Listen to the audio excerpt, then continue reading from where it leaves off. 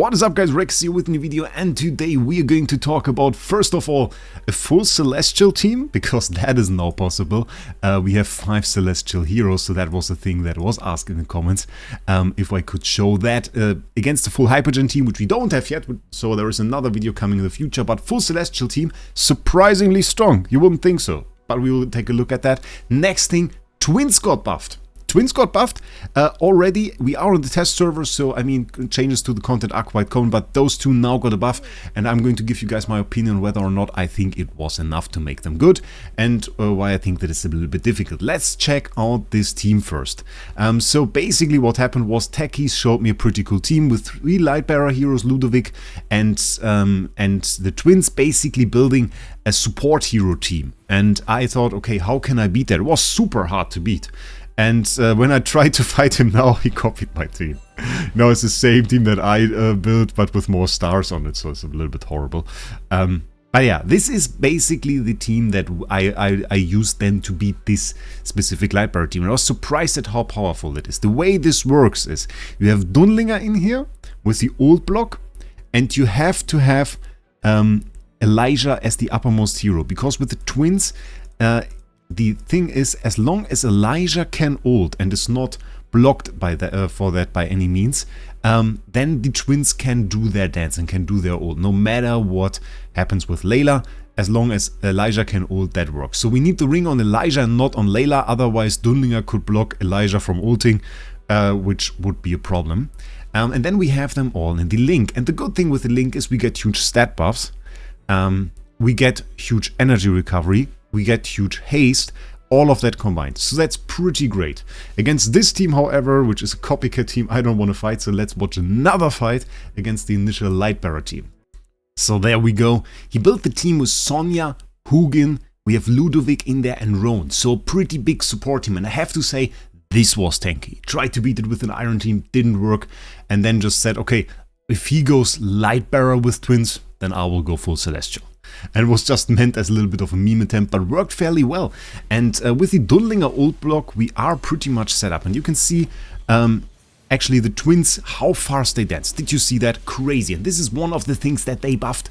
They gave them initial energy, 300 initial energy, resulting in them ulting super fast at the beginning of the battle and giving you a ton of haste, energy recovery. And we can also see, and I want you to keep an eye on that, the uptime of that Dunlinger, because we nearly have 100% uptime on that Dunlinger, so that is pretty great as well. And this is really what allows us to punch through here. We have a massive amount of damage with Dynel, with Skalita, with Teline, and then of course the Twins and Dunlinger as a tool now blocking all the enemies from ulting. That is really a nice combination, surprisingly powerful. Will it be the new meta? Nah, I don't think so. Probably not. I mean, it's certainly that Teline and Dynel are pretty strong, and having 3 damage dealers is also not too bad. And blocking all ults is nice. And also, I mean, every 3 seconds those guys basically dance. And doing the dance, all allies in the link are unaffected, which means everybody's unaffected. So it's also not too bad. But I don't think, like, if you put up a meta team with a little bit more synergy between the heroes, I think you can beat this. I think you can beat this. But it is still a cool team, and we can watch the fight one more time. It certainly works out, interestingly enough, and I think that is also quite cool. I kind of like when you can build like a full one-faction team, and it kind of works out together because they have synergy, at least to some extent. And Dunlinger, the Twins, that works together. And then, of course, 3 damage dealers that get haste and energy recuperation. That is never bad. That is never bad. And I hope they achieve the same for some other faction. I'm looking at you, Graveborn. Graveborn, not the best synergy of the heroes together, I have to say, but we are getting some more, so might be pretty cool. We'll have to look into that. What we want to take a look at now is like really the twin buffs. That is what I mainly want to look in this video today, because I tested a lot. Am I 100% confident in an assessment of the Twins' power? No, not yet, because one problem that we have on the Pioneer server right now is we don't have a proper testing ground. What do I mean by that? Well, for a normal damage dealer hero, you can kind of assess how good it is by just taking it into a fight, building a proper Dream Realm team about it, letting it attack, and we'll be alright. And if it does insane damage, then it will probably be pretty good. For support heroes, I feel like you kind of need to compare them against like a Mikola or a Smokey, existing support heroes that are commonly used. And you need good testing results to compare them together. But if I now go into Dream Realm, I get one shot, which is crazy because my level is very low. So that is a bit of a problem. So comparing Smokey, Mikola and stuff together and seeing if Elijah and Layla do just work out better, that would require us to probably go into Endless Dream Realm, which you just don't have available right now. So I took multiple attempts at testing those guys. I want to show you multiple things, and we will go by maybe you like what you see. That is probably our approach, and whether I liked using them. So first of all, let's quickly go over the buffs, because that is kind of a list. We already talked about initial energy, which is, by the way, always listed here. Initial energy is now 300, was 0 before. Max HP was 35%, and I said, well, that's not too great, because we have 2 heroes. In the worst situation, we take 100% more damage than a normal hero. And we only have 35% HP to compensate for that. Now we have 50. It feels better. It feels better. That I can tell you, it feels better. So that is pretty much a good thing. Then we had no buffs to that as far as I have seen. Cosmic Protection also stayed the same. The Hero Focus stayed the same. It was Starbound Harmony that got buffed. Pretty interesting buff. It is now, this was 10% before. The Vitality bonus was 12. This was 14 before, and now it's 40, so that's like a major buff to the Vitality actually. And the energy is now 20%, that was 15. And we saw at 15% we already got very quick ults actually. Now with 20% even better, and then the last one, the Enhanced Force. This is super interesting. I kind of like this ability. I kind of feel like this is a bit of a sleeper ability. Increase for each linked ally equal to 20% of the highest stats among other linked allies. This was 10%, so doubled. And cannot exceed 40% of the original stats of Elijah and Layla, and this was 25. So stat boost actually massive, and I tried experimenting with that a little bit, and we can maybe look at some fights that I sent to techies, because I abused him as gameplay save, which I hope he didn't mind. And what I did was I experimented around with a team with Iron, and we see we are at not the biggest level gap here. It is kind of right, 397 versus 479, so not super big, but a little bit. And this one was a pretty spectacular fight, because the formation that I chose put Iron and put Tazi in the link, and the idea was to first of all give both of those some stats, and second of all give them the energy recuperation, so Tazi can just chain ult, and I wanted Iron to be able to ult a little bit faster. What ended up happening was we got a ton of haste on Iron, we got shields from Layla and Elijah, which I forgot they even do, but they give you shields, and for Iron, shields are huge. Because once Iron has a shield, he has 50% dodge rate. And somehow that vanished now, I don't know. And that is later upgraded to 80% even. So we have 80% dodge rate. And I want you to check out this fight, because something crazy happened here. First of all, our CC kind of sucked. It just failed. I don't know. It just failed. Things went wrong. Sometimes that happens with CC teams. Sometimes just a hero separated and starts slaughtering your stuff. That is just the way this works. And we were just a little bit unlucky on this one. Suddenly, bam, Elijah and Layla gone. And then bam, Tazi got one shot. And now we have 3 enemy heroes here with only Iron and Ulmus back on the board. So let's take a look at this. There is an enemy Vala in there, quite the potent hero, of course. Look at this massive shield we have on this Iron, and how much HP there is on those guys. Of course, we can reduce the magic defense, we get ults, we get some nice extra hits, he dodges all the time, and look how they can't even get through that shield, despite us not even having the Damien heal over there, that is still on the Ulmus. And it ends with Iron doing 4 kills. And it seems like that the stat boosts that he gets when he is in that bond are actually quite worthwhile, like quite massive. So we end up on this fight with Iron as a main damage dealer, which is crazy. Out-damaging Tazi, having supreme tankiness through his dodge, And that was something that I noticed. In the normal situation, I think this is the same setup. Let me have a quick glance over there. Yep, that is the setup that I chose. It's worked as well. And this is also a nice combination, by the way. I put Damien next to Elijah. And what that ends up doing is, well, if Layla takes damage, of course Elijah takes damage. But if Elijah is healed, Layla is also healed. So you can just place Damien next to Elijah, and usually he will spawn his card always next to him, give him a ton of haste buff, and also at the same time heal him, so you get some sustain on those twins to keep up your bond.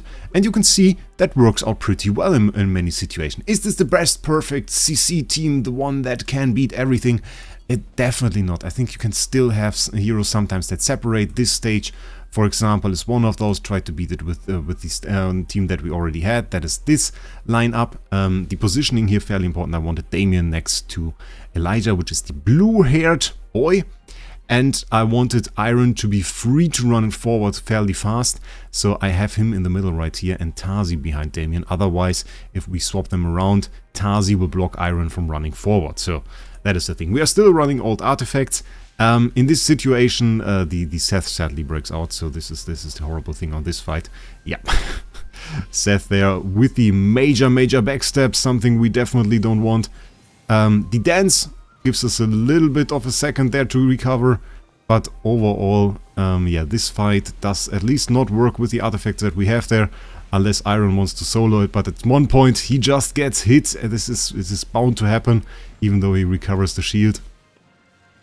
But you can see, well, this dude is doing some damage, but not against Seth. So at this stage, I'm a little bit stuck at the moment. But the buffs are fairly interesting, and this is something I think we have to work a little bit more on. Is that Danger Grey? It's Danger Grey ahead of me. Check this out, pretty cool. We have to work a little bit more on this, and I think we have to kind of work on an understanding of how this all works, how this hero works. Because just going in there and saying, ah, look at that, I saw that a few times. Look at that. Such a bad heal. Such a bad heal. That is not enough for a hero whose main purpose is to provide stats to units, to provide haste to units, to provide healing. To provide shields to an extent to your units. That is not the right approach. We have to test units, we have to test lineups, and we have to maybe even think a little bit different. Because some heroes that you might not expect might suddenly work very well. This is an outstanding performance for Iron here in this bond. Do I say he's the best hero that you should use for this? Not necessarily, but it is an interesting approach to go for. Maybe we can go a little bit into arena, because we did some arena fights back then. Now we can also take a look if in-season attacked me. Doesn't seem to be the... Oh, techies! Oh, we won against in-season. He did attack me! Look at that! In-season did attack me! Oh, that's something we show. That's something we show. That is something for this video. Shout out to in-season. Basically... how would we say that? He owns Analytica, I think. Yeah, I think... Yeah, owns the Analytica Discord. That's something we can say. So, and try to attack me. So let's take a look. That is pre-buff twins, and I just set up like a support team. With Harak a little bit, we have Hugin in there. I love Hugin. I love Hugin. I don't know. Ever since we had this inspiration stuff and all of that happening, I love Hugin. Yeah, the dancing is too much. I don't know. Tell me what you think about it, but the dancing is too much. How did I... Oh, okay. I was like, huh? How did I win that when I was losing there? Clearly, we have to watch that again, because I was looking at the wrong team. That is my team. That is my team. I had the full Hypergen team there. All the Hypergens in one team, which seems to absolutely overpower him there. That is crazy. Oh, and apparently I also had the Scalita. Okay, didn't know that. Pretty cool. Yeah, so in-season fight, let's do some other fights. That is something that is great. Okay, I don't want to fight this because this is a very annoying enemy team, but this is perfect because we can kind of demonstrate a little bit of a problem here with the twins. The thing is, you of course want to do like a little bit of a link here. You want to set everything up, and you can, like, for example, do something like this of course. This will give you 2 linked heroes. Pretty cool. Problem with this is your twins are backmost heroes, and in most of these situations where you get like a good link, they will be backmost heroes. So they get primarily targeted by Bonnie. Thank you and shout out to Bonnie. Great thing for that. Which means we get hit a lot on them, and that is kind of a problem, of course. Getting hit a lot by Bonnie is something we really don't want, but we can hardly avoid here. So which team do we want to run? Do we go with Wraec again? I think we kind of have to go with Wraec again. We have more time on the bond here though, or more potential on the bond. Maybe we make the link even a little bit smaller. Kind of just go like this, avoid this hit on the twins, keep the Wraec in the bond. Yeah, I kind of like that. Let's try that. One thing that you can also do, by the way, that's also pretty cool. Let's take out the Scalita. Let's put in Hugin, because what we can do is we can place him in front of Elijah, and he will usually stay on the tile. So that is pretty fancy. It's also something that I see. He usually stays there on the tile. Ooh, our Hugin got absolutely destroyed. Oh, dance! Dance, boy, dance! Now we have CC immune Wraec for a second. Wraec ult. We need stats, please. Okay. Got a kill. Elijah and Layla still up. We got 2 ults from them. I mean, it's not bad. I'm a bit afraid still. I'll be honest, I'm a bit afraid still. Need to get some one-shots here. But, yeah, that's looking good. So we got the win here. And you can see, like, the survivability is not that bad. Survivability on the twins, I would say, is no longer that bad. Part of the reason is we don't have that many AoE damage dealers right now. Many people running like a Fresto is an AoE damage dealer, but only if they stay close together, which they usually don't.